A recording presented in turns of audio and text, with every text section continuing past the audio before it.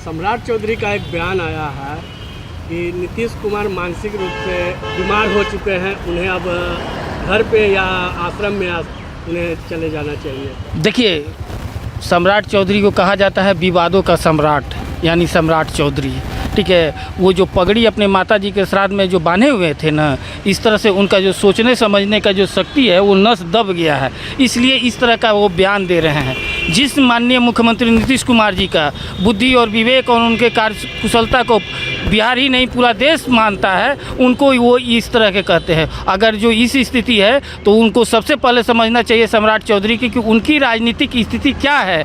वो तो इंतज़ार करें कि उनका राजनीतिक स्थिति 2025 में जो है ना, जिस तरह से बीजेपी आउट होगी ना, वो आउट होने के बाद वो अपने जो कहेंगे कि हम जो है राजनीतिक स्थिति से देखते हुए नैतिक जिम्मेवारी लेते हुए हम 2025 में वो इस्तीफा ले लेंगे और 5-6 महीना अध्यक्ष बने हुए हैं, उतना बने रहे हैं। तो बीजेपी के तरफ से सम्राट चौधरी बोल रहे हैं कि 5 बार हमने मुख्यमंत्री बनाया और 1 बार लालू यादव को मुख्यमंत्री बनाया।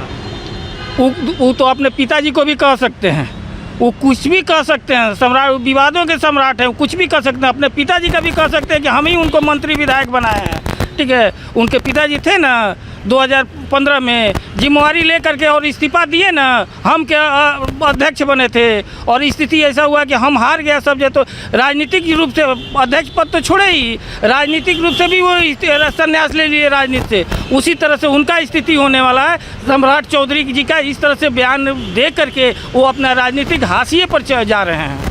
सम्राट चौधरी बोल रहे हैं कि नीतीश कुमार अब बिहार के लायक नहीं है, उन्हें अब गद्दी से उतर जाना चाहिए। ये तो बात मोदी जी पर भी लग रहा है। वो भारत में के प्रधानमंत्री लायक नहीं है, उनको तो गद्दी से इस्तीफा दे देना चाहिए। और चिंता न करें, आने वाला जिस तरह से बिहार को भाजपा यहाँ से गद्दी से भगाया गया है ना, सरकार से भगाया गया ना, 9 अगस्त को जिस तरह से सरकार से बाहर गया, 10 अगस्त को अपने कार्यालय के बाहर धरना पर बैठे हुए थे। आने वाला 2025 में जो है ना, भारत जो है भाजपा मुक्त होने जा रहा है। इसको लेकर के ये लोग व्याकुल है, लोग हताशा है। और सम्राट चौधरी जिस तरह से RSS का सर्वे आ रहा है, उस तरह से बीजेपी को बिहार में शून्य पर दिखाई दे रहा है। इसके हताशा में वो पड़े हुए हैं। वो बोल रहे हैं कि 2024-25 में महागठबंधन जो है शून्य पर आउट हो जाएगी, बीजेपी के एक मुख्यमंत्री बनेगा। फिर से नरेंद्र मोदी आ रहे हैं। वो सुनिए ना, उनके पास सोचने समझने का इतना अगर जो शक्ति रहता है ना, तो क्यों नहीं है, क्यों 38 दल का गठबंधन क्यों बना लिए हैं? 38 दल का गठबंधन क्यों नहीं बना? क्यों नहीं बीजेपी अकेले लड़ा? जब इतना बड़ा उनका पावर था तो अकेले लड़ लेना चाहिए। 38 दल का गठबंधन ये दिखा रहा है कि बीजेपी हताशा और निराश है। और सम्राट चौधरी को कौन पूछे, सुशील मोदी को कौन पूछे? उन लोगों का साह तनाशाह का देख लीजिए क्या स्थिति हो रहा है। संसद में तक जाने से नहीं, जो बात बात पर बोलने वाले मोदी जी, आज स्थिति हो रहा है कि संसद में बोलने के डर से भाग रहे हैं। इसलिए इस तरह का बातों का कोई औचित्य नहीं है। और सम्राट चौधरी का बात वो सिर्फ बोलने के लिए है, बाकी उनके पास कुछ नहीं है। आने वाला चुनाव में वो जो बीजेपी है वो लोकसभा में 0 पर आउट होबे करेगी। और विधानसभा 2015 में ये लड़ चुके हैं, मोदी जी देख चुके हैं कि क्या नीतीश कुमार जी का औकात है। इसलिए इस तरह का बयान सम्राट चौधरी सिर्फ अपने आकालों को खुश करने की ज़रूरत है। लेकिन जब परीक्षा का समय आने वाला है 24 में, उसमें ये 0 पर आउट होंगे। क्या लग रहा है कि 2024 में सम्राट चौधरी और बीजेपी को आपको उखाड़ फेंकिएगा?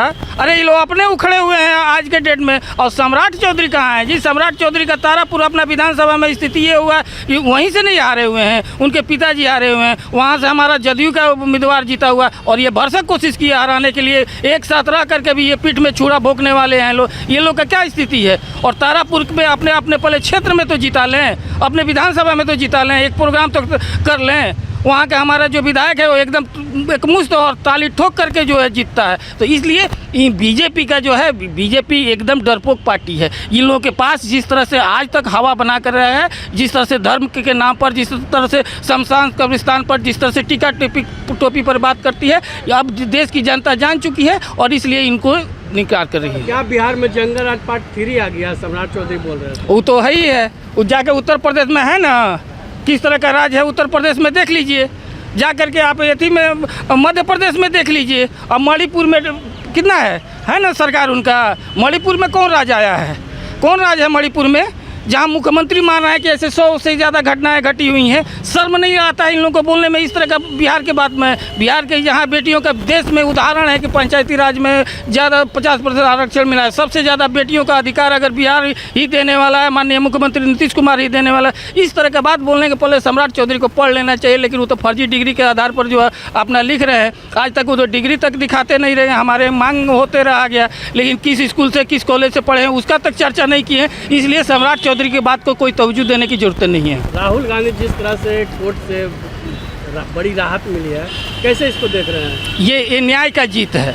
जिस तरह से भाजपा ने उनको फंसाने का कोशिश किया है, जिस तरह से अपने अडानी या अंबानी मित्रों को बचाने की कोशिश किया है, और उसके बाद भी एक देश में शख्स हैं जो लोकसभा में बोलते थे, उनको बोली को बंद करने के लिए इस तरह से किया गया है। लेकिन कहा जाता है देर होए लेकिन अंधेर नहीं है। उसी तरह से न्याय का जीत है। और ये देश जिस तरह इंडिया अलायंस आज देश में जिस तरह से अपना विपक्ष के रूप में एक जोरदार प्रदर्शन कर रहा है, और आने वाला 2024 में इंडिया अलायंस के तहत ही सरकार बनेगी।